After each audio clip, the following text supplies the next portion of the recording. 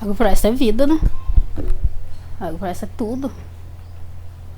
Quando você trabalha para você, trabalha para a natureza, trabalha para os animais, né? Respeitando, se respeitando a natureza se respeitando. É um modo de você tentar reconstruir o que já foi destruído há muito tempo atrás, né?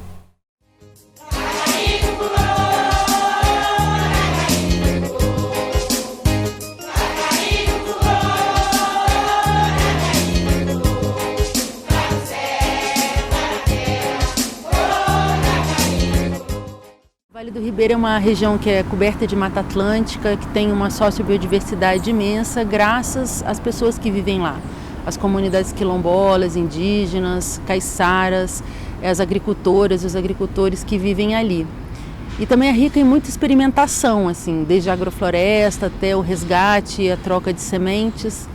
E também de muitas ameaças, com a presença de companhias mineradoras, ameaças de barragens. Foi nesse lugar assim tão rico que nós da SOF chegamos para executar uma política pública, uma assistência técnica e extensão rural para mulheres com base na agroecologia, uma política que a gente até contribuiu na construção, porque ela foi construída em conjunto com as mulheres do movimento feminista e agroecológico. A gente começou fazendo a TER para mulheres, baseado no intercâmbio, na construção conjunta do conhecimento. A gente foi desenvolvendo uma reflexão sobre a nossa metodologia, mas também como a gente pode organizar uma economia de um jeito que valorize o trabalho das mulheres, valorize as mulheres como seres humanos. Isso a gente foi fazendo por meio de uma pesquisação. E a gente continuou, nesse ano passado, realizando um programa de formação, um programa de capacitação com 3 eixos. Autonomia pessoal e coletiva das mulheres, práticas agroecológicas e construção social de mercados. É um pouco dessa história que a gente vai contar nesse vídeo, que está organizado, começando pelo relato do que são as nossas metodologias, os processos que foram desencadeados, os instrumentos que a gente usou, como é que eles se inserem na luta das mulheres nacionalmente por afirmar uma agroecologia feminista, e termina as mulheres contando o que são as mudanças que aconteceram na sua vida, nas suas comunidades e os desafios que ainda estão presentes, para a gente fazer um exercício de afirmar uma outra economia fundada numa vida melhor para todas e todos. De todos os grupos de 27 mulheres, só eu usava veneno. Então foi assim uma parte legal que eu me senti feliz porque eu deixei de usar o veneno. Eu planto uma parte, eu planto tudo e a outra eu deixo sem plantar. Ela fica descansando. Quando eu plantar em todas aquelas partes de cá, a mandioca, o milho e tal, se eu vejo que está quase cansando aqui, eu deixo daqui e passo para aquela lá que estava descansando 1 ano, 1 ano e meio. Porque a terra também cansa. E nós trabalhamos no meu grupo lá, nós trabalhamos à base de mutirão. Toda quinta-feira é um mutirão de uma. Deixamos nossos afazeres e vamos para o campo, vamos para o proprietário da outra agricultora. Aí a gente trabalha, a gente leva lanche, às 9 horas a gente senta, a gente conversa sobre o que está acontecendo no grupo, o que nós vamos fazer. Nós temos uma reunião cada final do mês, nós temos uma reunião de encontro para nós falar tudo o que acontece aqui, para nós discutir, para nós ter ideia. Como diz, as mulheres se sentem mais empoderadas, né? A gente percebe a soberania, né, com relação às sementes, né? Temos mais variedades, porque sempre tivemos, mas em pequenas quantidades. E hoje as mulheres conseguem demonstrar um pouco mais de produção, de autossuficiência. Eu estou trabalhando com a SOF desde o ano passado, de março, com a caderneta, onde as mulheres anotam tudo e no final do mês elas veem que elas conseguiram uma quantidade que elas nem imaginavam que elas produziam no fundo do quintal. Às vezes muitas, que nem o gráfico mostra aqui, muitas vezes vendem mais do que consomem e outras consomem mais do que vendem. Então essa caderneta é um tipo da mulher ter uma autonomia dela dentro da sua casa. Ela vai poder falar, olha, eu consegui produzir no meu fundo de quintal tantos. E muitas não tinham essa autonomia. Às vezes estava cadastro no nome do marido e ela estava lá sem saber de nada, sem saber nenhum documento. Estava como se fosse excluída lá da sociedade. E muitas vezes tinha seu fundo de quintal, trabalhava na agricultura e estava lá no registro lá como a dona do lar. E com essa caderneta, ela serve para aposentadoria mais tarde, que já teve casos de mulher que que elas tinham a nota produtora, mas a nota vinha no nome do marido, e quando ela foi se aposentar, ela não tinha comprovante que ela vendia, né? Aí ela falou assim, eu sou agricultora. Aí chegou lá no INSS, mas cadê o comprovante? Ela tinha essa caderneta. As mulheres se reuniam então em torno de inicialmente levantar as reais demandas de cada comunidade. E dentre essas demandas, em muitos lugares a gente se deparou com a necessidade de ter um lugar que escoasse a produção, porque a produção agroecológica e agroflorestal já era uma técnica utilizada por várias comunidades, os quilombos e a agricultura familiar tradicional, que a gente encontra lá no Vale do Ribeira, e esse excedente nunca tinha um destino. O mais importante que vender e o quanto se vendia era esse processo de formação que em grupo a gente acompanhava e que a gente conseguia olhar as várias mudanças que ia acontecendo por conta desses grupos irem tomando como posse assim, esse conhecimento, né, que antes não existia. Como preencher uma nota, como entender de logística, como que a gente calcula o frete, como que a gente sabe a partir de que capacidade de carga de alimentos já vale a pena sair um frete da Barra do Turvo. A gente tem hoje uma listagem de mais de 100 produtos in natura que são produzidos lá na Barra do Turvo, diversidade de feijões, diversidade de batata doce. São atualmente 7 grupos de agricultoras entregando para mais de 6 lugares aqui na capital.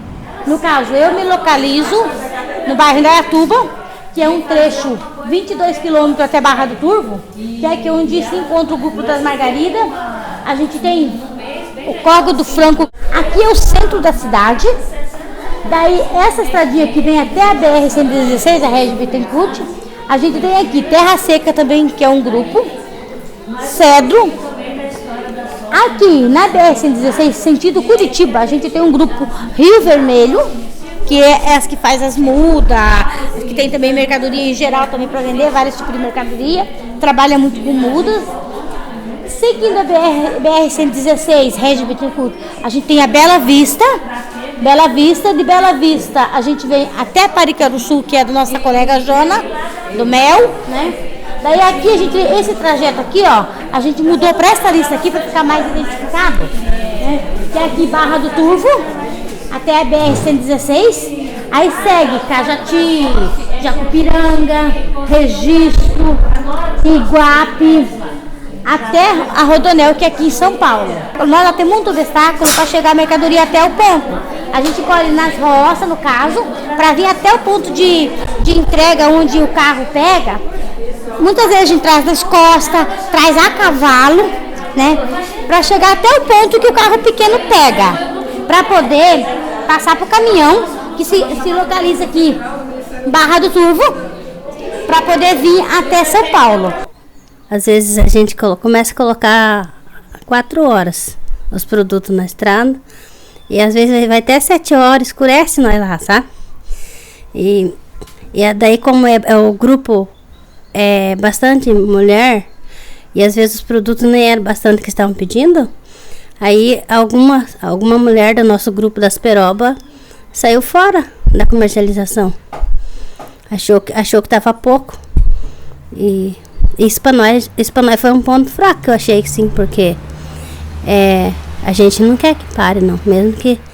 Mesmo que não seja tanto assim a renda, mas a gente tem nosso propósito que aumente, que as coisas vão melhorando cada vez mais. Os alimentos, eles têm uma história.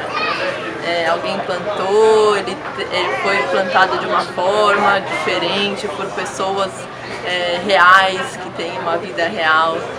E acho que aí a ideia é a gente se fortalecer, essa proposta de conexão é para a gente se fortalecer, encurtando as cadeias, aproximando cada vez mais os consumidores dos produtores, tentando eliminar pessoas ou momentos nessa cadeia, o que permite uma melhor remuneração para as produtoras e um preço mais acessível para quem está aqui na cidade.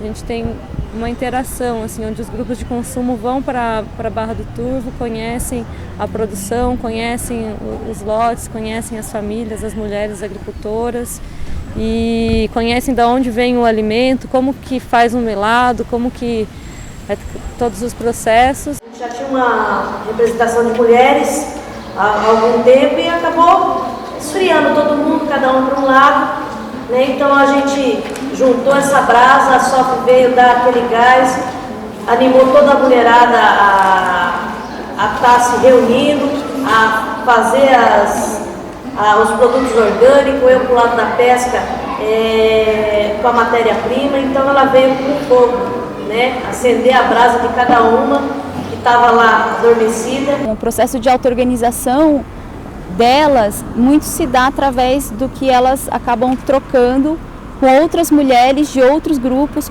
com outros bairros, as formas, as maneiras de se comunicar, de se organizar, de novas integrantes no grupo, se acontece algum problema, enfim. Isso tudo é socializado e só é socializado nesses momentos, né, que nós estamos juntas, em que todas estão juntas, nesses espaços que são só das mulheres, né? Quando elas falam que o trabalho da SOF, que o trabalho das técnicas são diferentes, talvez é que a gente tente trazer um pouco dessa leitura, né, do conjunto das coisas onde elas estão envolvidas, né? Então, toda uma leitura que é política, né, do território. Elas constroem essa leitura junto com a gente, né? Nós, nesta pesquisa, priorizamos desde o início a sociedade civil organizada, os próprios sujeitos da agroecologia feminista. Foi desta maneira que nós trabalhamos nesta pesquisação, tentando propiciar momentos de construção coletiva de conhecimento a partir das reflexões que a pesquisa ia levantando. A agroecologia feminista ela é muito cara para nós, porque a forma de fazer agricultura saudável, diversificada, com o olhar das mulheres, pensando a produção voltada para o autossustento, levando em consideração que nós somos parte do ambiente onde vivemos. Não é uma relação de exploração do espaço, e sim de troca, de partilha, de compreendermos nós, mulheres, como parte do espaço onde a gente vive. O feminismo é uma prática cotidiana. Para nós, a agroecologia também ela é essa prática cotidiana, né? Mas é principalmente de trazer para nós do que é esse protagonismo das mulheres dentro dessa construção. E aí a gente traz a questão da violência contra as mulheres, a gente traz a divisão sexual do trabalho, a gente traz a questão da economia das mulheres, a gente traz muito forte questionando o tempo das mulheres. A agroecologia não pode ser técnica produtiva, assim, porque se ela for técnica produtiva, qualquer modo de produção pode se apropriar dela. Como o agronegócio se apropriou da produção orgânica. Hoje é possível ter fazendas do agronegócio fazendo produção orgânica, porque o orgânico é apenas a técnica, né? Então, para nós, a agroecologia tem que ir para além da técnica. Ela está vinculada a um projeto contra-hegemônico ao agronegócio. E ao ser contra-hegemônico ao agronegócio, ele tem que repensar as relações humanas, as relações sociais. Teve uma época que a gente sistematizou experiências de agroecologia de mulheres no Brasil e a gente percebeu que um dos maiores impeditivos ao avanço das experiências era a violência doméstica, né? Então, principalmente a violência patrimonial, né? As mulheres, na verdade, tinham poder nenhum de decisão sobre o que plantar, onde plantar, como plantar, né? Muitas vezes elas foram se confinando nos quintais, no espaço ao redor da casa, porque sempre foi um espaço de protagonismo das mulheres, isso já é um pouco tradicional dessa maneira, então elas foram ali fazendo seus cultivos, suas experiências, né? Testando variedades de grãos, de feijão, de verduras e uma série inclusive de serviços que as mulheres faziam, né, para a agroecologia, e que isso não era considerado nem tinha visibilidade. E aí as mulheres que estão participando nesse momento começam a fazer grandes questionamentos. Primeiro, no próprio movimento, no novo movimento sindical que surge, mas qual é o lugar das mulheres? Onde é que as mulheres estão? Então é um novo movimento, mas as mulheres continuam visibilizadas, as mulheres continuam nas cozinhas dos sindicatos ou na direção no espaço que não decide nada. Nos princípios do ano 2000, 2002, para ser mais precisa, a gente faz um grande encontro da agroecologia e cria a partir daí uma articulação nacional da agroecologia, né? O que a articulação nacional da agroecologia representa hoje é a articulação das redes regionais, das organizações que trabalham com a agroecologia, né? Estão dentro delas os movimentos sociais organizados no campo, quase todos estão dentro da articulação nacional de agroecologia, as organizações que trabalham com assistência técnica agroecológica, com a promoção da agroecologia, da segurança e da soberania alimentar. Bom, e também eu acho que é muito importante frisar isso, mas também a participação de organizações de mulheres e organizações feministas dentro dessa articulação. Durante esse período todo, então, a gente vem construindo as nossas lutas, né, na conquista de direitos sociais, né, dos direitos previdenciários, do Sistema Único de Saúde. No governo do PT, do governo Lula e Dilma, a gente percebe que houve um processo de políticas para estruturação da agricultura familiar como um todo, então tanto política de assistência, quanto de crédito, quanto de comercialização. Essas políticas foram extremamente importantes no processo de estruturar as áreas de assentamento de comunidades em geral, né? Política de moradia, luz para todos, água. No entanto, o governo não atuou na perspectiva de redistribuir a terra, de efetivar a reforma agrária. A gente nunca tinha experimentado o Estado brasileiro, né, propor políticas públicas para as mulheres. Então, você imagina que esse início, essa construção, ele não foi fácil, trouxe muitos conflitos. Porque a gente sempre, da sociedade civil, nós mulheres, sempre pensamos que a gente podia avançar muito mais. Em 2016, a presidenta Dilma, eleita pelo povo, ela recebe o processo de impeachment, ela é afastada do cargo.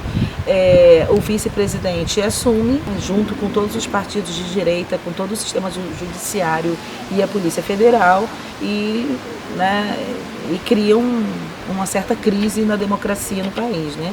E aí tudo aquilo que foi construído em parceria com os governos, eles caem por terra. No nosso dia a dia a gente está vendo muita, que a gente chama assim, a diluição das nossas conquistas, principalmente no campo das políticas públicas e das nossas conquistas sociais. A gente tem nos municípios cortes severos em Bolsa Família, no Seguro Safra, e a reforma da Previdência, ela na prática já está acontecendo. Como que a gente consegue conciliar, então, conectar, né, o mundo real, né, o mundo político, o mundo que as coisas estão acontecendo, com a vida das mulheres, né, das mulheres rurais, das mulheres agricultoras, e como que isso ocorre na prática, né, no cotidiano delas. Muitas mulheres produziam, mas não se sentia apropriada do trabalho que elas executavam, né?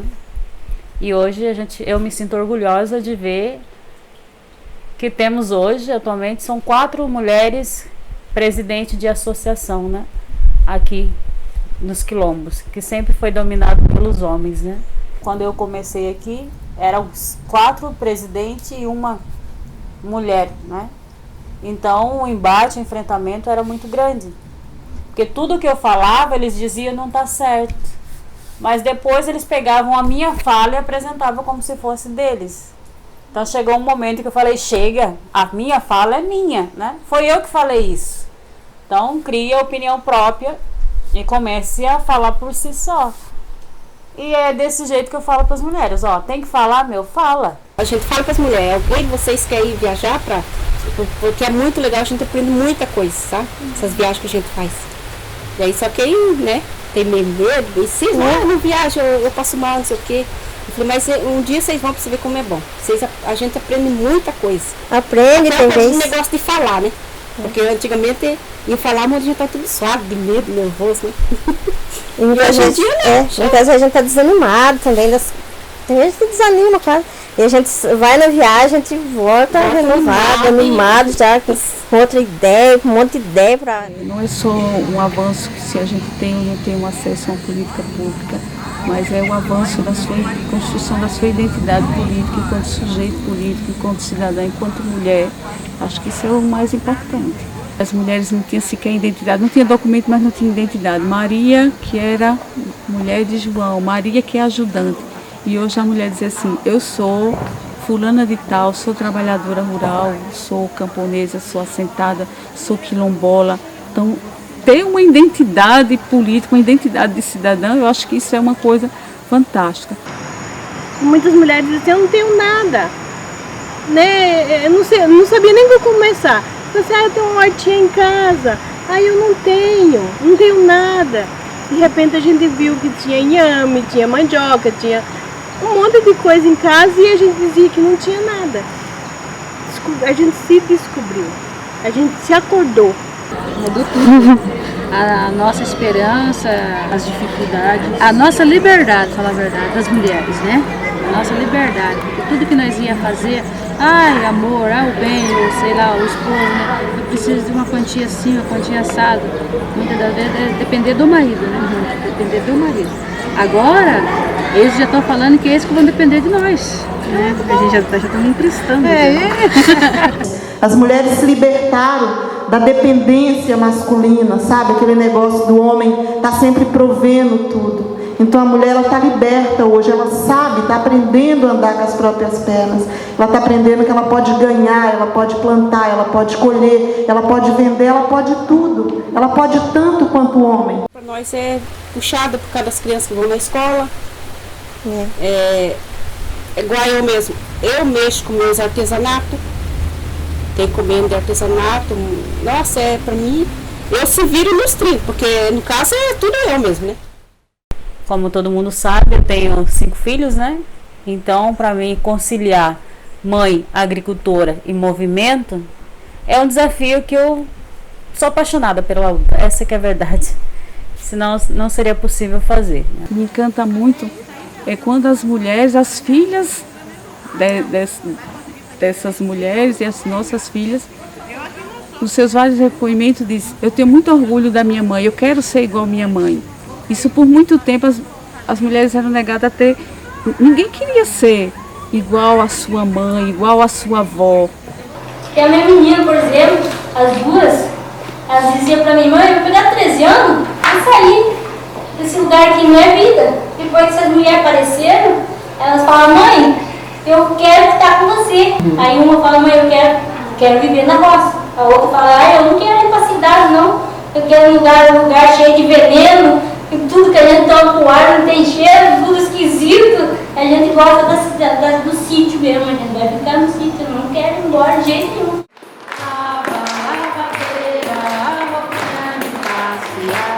A menininha tamanhozinho assim, menininha assim, e a trouxa um tantão assim, e a trouxa um tantão assim, o sabãozinho um pedacinho assim, o sabãozinho um pedacinho assim, e o sol a brilhar assim, e o sol